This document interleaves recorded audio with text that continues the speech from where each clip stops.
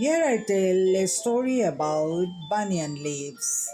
Long, long time ago, there was a boy whose name was Kyoy.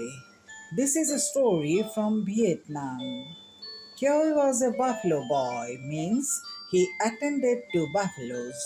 Every day he used to visit a landlord to attend to his buffaloes. He bathed them and fed them well. The owner paid him money. One day, as he was returning from his walk, on the way he saw a puppy wounded and sad. Kyoy was very kind. He immediately took the puppy to a nearby river, cleansed his wounds. When observed, blood was never stopped there and it was still oozing out from the wound. He thought a while and remembered once his grandmother told him, "Kyoe, whenever there is a wound and blood don't stop, you can use banyan leaves."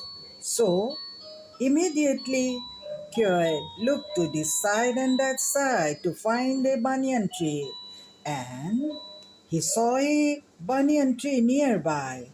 So he immediately climbed up on the tree and plucked some leaves and climbed down. He saw that the dog was still sitting very quiet and sad, so he chewed the leaves, and when sap coming out, he took them out and kept it on the wound of the puppy. And this way, for several days, he treated the dog, and dog was healthy again after few days, and he was fit and fine.